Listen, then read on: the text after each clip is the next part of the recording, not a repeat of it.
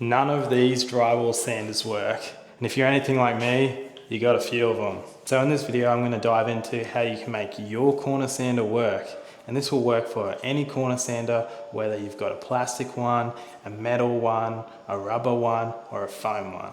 Now, before I dive into this method, I'd like to mention that I'm a contract sander in Australia. Now, if you're in Canada or America, you're probably not familiar with this. Basically, what I do is I sand drywall for plasterers so they don't have to go back and sand it. I've done this for 10 years, and in that time I've gotten very good and efficient at sanding. On this channel, I'm going to share with you my methods on how I can finish jobs fast and pass them on to you so you can spend more time on the tools and less time on the block. And if you stick around long enough, I'll dive into the Morph corner sander, the only corner sander that works straight out of the box and does a perfect job. So with this method, what you want to do is you want to get a angle bead and put it on your sander. You want to just cut it to size. You want to get a piece of sandpaper that's made out of something that you can fold.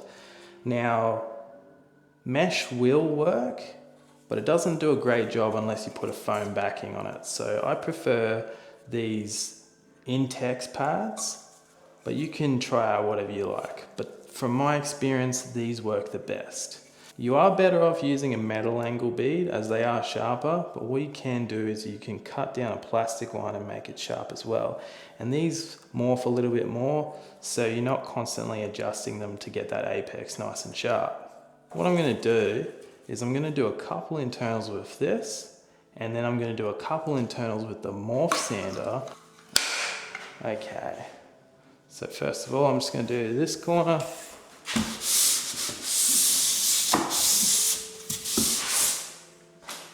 And I'll do this one.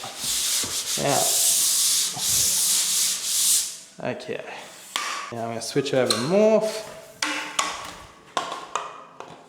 And I'll do this corner over here.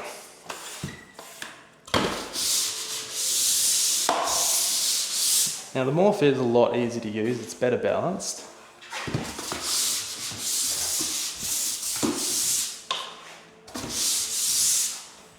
Okay, so I'm just going to do this from my phone. This frame is out a bit, so you can see a little bit of imperfections. It won't come through on the phone that great. You can see a bit of a takeoff there. Now, I'll look at this one, and again, you got a little bit in the middle that's missed. Now, I'll show you the Morph sander. Now, as you can see with the Morph sander, it's a lot sharper. It's a lot sharper. And now we're going to do a direct comparison of the two sanders. Once this goes into a corner, what happens is a bit of space between the apex and the wing. There'll be a bit of space there, and that will miss either side of the apex. So it'll get the apex sharp, but it'll miss a little bit either side of the apex. And that's what this foam pad accounts for. But it's not perfect. And it will still miss a lot, and you've got a lot of detailing to do.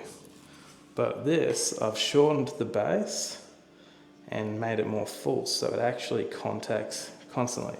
Now I've also made this more aggressive from between this apex to where it makes contact.